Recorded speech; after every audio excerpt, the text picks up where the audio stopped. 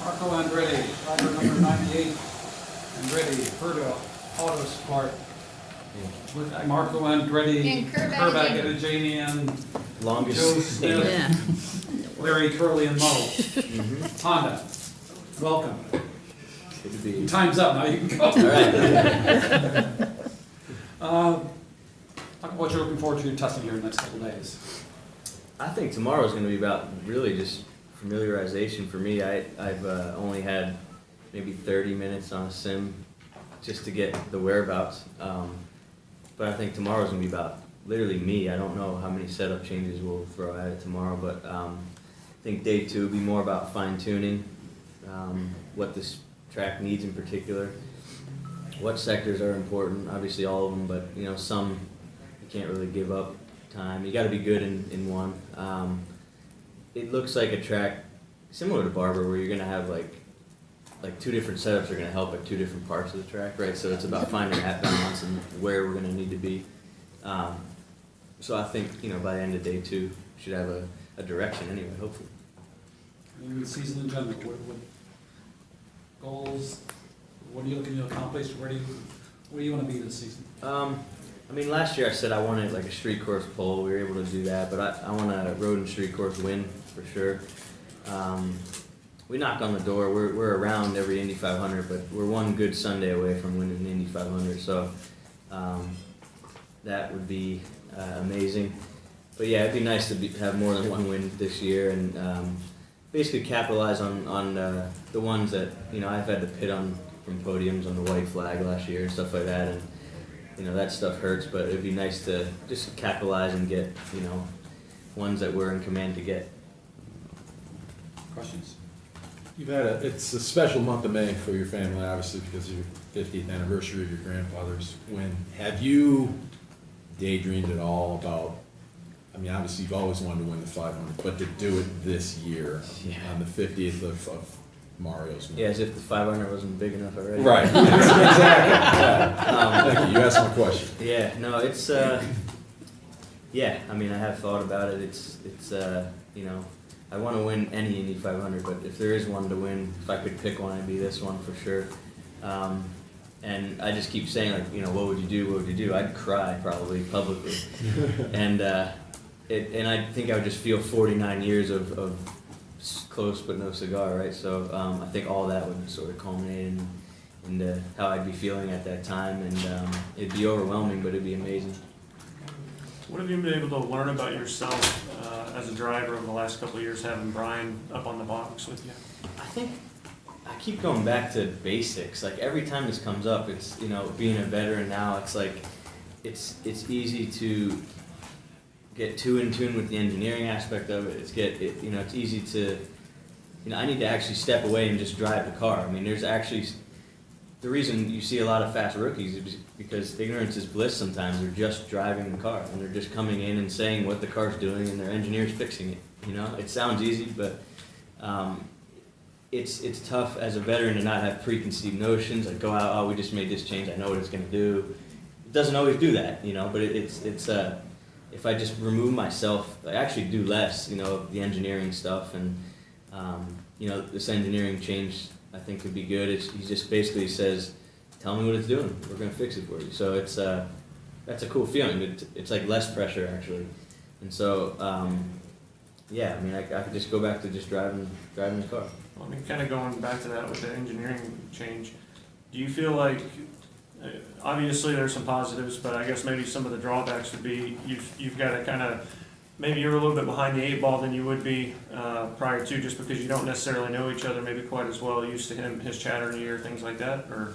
Thing is, like, you could be best friends and not get it right on the track. Like, it's I don't know. I mean, the communication part's huge, but it sounds funny, but it's simple, but it's hard, right? It's you need to eliminate all the stuff in between. I need to come in and tell him what the car was doing, and you know, he could try to fix it. So, and he's really studied my style. He's had a lot of ideas already of how he can help me, and you know, he knows some deficits that I need to work on in my game, and he knows that if we focus on those areas with the race car, that hopefully I'm quick enough in the other type of corners to overcome that, and so you know, really looking at where we need to work is, I mean, that's what we have to do, right? So I don't think so. Like, I think sometimes new blood is good.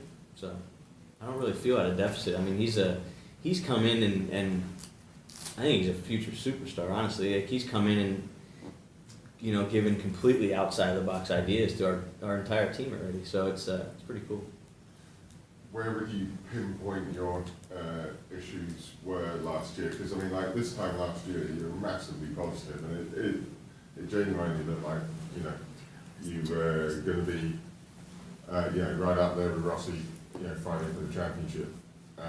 You know, judging by Sebring, which I realise you can't. But now, where would you say your deficits were? Because I think the gap between you has shrunk with this car. Where would you say you still need to make up time? If I had to pick globally, probably just like some high-speed corners. It's just, you know, learning to really trust what it's going to do there. And one thing, talking to my engineer, that helps me is continuity with a certain setup, because I'm not good at when you throw 3 different setups in 3 different sessions. I'm not good at adapting. It's hard to really bring that out and to really trust what it's going to do with, especially the bumpiness of like street circuits and stuff. Like last year at Detroit, I remember being 6th in practice and having like a little lift in a corner and coming in and saying, don't change the car. Like, we're on pole if I can execute. And that helps me because I know what I have, you know, and so changing the car less is big for me. So I think that's a new approach as well this year.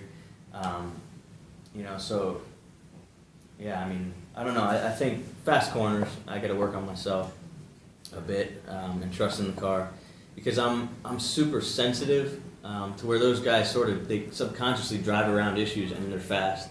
I feel a lot of things and I react to them, and I think there's positives to that, because I think I get up to speed good and stuff. Like, I can run Indy and go flat out of the pits and stuff like that. That doesn't get you an Indy 500 win, but it's a good thing at some points. But being overly sensitive is not, because you kind of react when you shouldn't sometimes. But I think that's how I finish a lot of races. You know, I just stay out of a lot of trouble because I do react to certain things. And so it's about balancing, you know, finishing races and finishing them higher than I've been finishing. How do you adapt that mentality to Indy? Because you just said, I'm going to try and change less, but Indy, you've got 6 hours a day for 4 or 5 days to go down all these different rabbit holes, which sometimes can lead to good things, sometimes can get you completely lost. How do you adapt that strategy? I think what my experience at Indy has given me is, like, I used to stress and lose sleep through the month. Today was good, today was bad. Like, none of that matters. Sunday matters, and that's it. I mean, qualifying matters now because there's points, but it does not matter for the race. You know, I've started in the front row, I've started towards the back. It's about Sunday and having a good Sunday, and so I don't stress. I stress less during the month. The preseason testing, I used to be bummed if my teammates were quicker. Like, now I know where to find the time. You come back and just get it. So it's about, you know, knowing when it's important to go, I guess, right? So 500 miles is you know, you run 400 of it different than you run the last 100, right? So it's like 2 different races. Well, Mario Andretti drove the first lap on Coda in his 78 car. Yeah, that's right. And after the lap, he described a couple of things he thought were really unique and that were going to be a challenge to drivers of every series, and that was the 133-foot climb to turn 1, making that turn not knowing where you ought to be pointing for turn 2 by the time the nose comes around, and then the series of S's. Certainly, I'm sure that was a scare point on the simulator, but when it comes race day and all your pack of buddies and competitors are on you, how are you going to be able to calm that down with such a short time frame here and so little Indy information on the simulator? Yeah, I mean, the first sector looks tricky, right? But I think that's cool. I think it's going to be tough to get right. It's a new challenge, right? It's somewhere where we don't have 1,000 laps, and so I like that. I welcome that challenge. I think it'll be fun. It looks like a place where if you mess up one little one corner in the first sector, it spirals and it can get pretty bad. So it's about not making mistakes, which hopefully we can be good at. And yeah, I mean, I'm definitely no scare points for me. I'm ready to go. Well, Mario has the fastest lap in a Suburban. Yeah, I'm sure he does. He has way more laps here than me. What does it mean? What does it mean to be here after, you know, close to a decade of knowing it's been out out here. I know, it's strange that I haven't driven here. I'm like mad at myself for not at least driving something else here, right, in the off season, but never really had an opportunity, or never really, I don't know, I just never ended up doing it. So now that we're racing here, I'm kind of bummed. I could have got some laps, but yeah, we'll figure it out in a couple of days. I got a chance to talk to Graham Rahal a couple weeks ago, and he was telling me, or he was talking about the chance to kind of start to create history here. And, you know, being that it's, you know, first purpose-built Formula One track and all that, and, you know, what are the chances we, you know, if IndyCar can stay here, create history, what are the chances we can look up in 50, 60 years and think of this as being one of the premier, you know, like, a place not only that's a premier racetrack, but with history? Yeah, I mean, you know, we just need a shot to go out and make things happen, you know, and we'll make some memories, I'm sure. 25 of us crazies out there will make something happen, but yeah, I mean, we got to create memories and stuff like that, but yeah, I think it would be cool. I mean, it's a state-of-the-art facility, as, you know, we have a bunch of those, but this is, when you go there, you can just tell it's top-notch, and it's an honor to be able to compete here, so yeah, hopefully good things to come. Why was this year the time to invest in the team, and why? It's not necessarily this year. It just sort of worked out that way, and I think it's been so refreshing for me, because a lot of times as a driver, you know, in Nazareth, you question, you know, certain decisions, and you're not privy to why they made these decisions, and so it was a weird.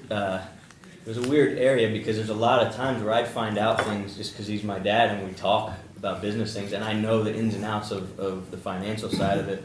But it got weird on the competitive side, because I would know things before some of the team bosses, and then that wouldn't, you know, just wouldn't jive. Like, and so they don't know how to.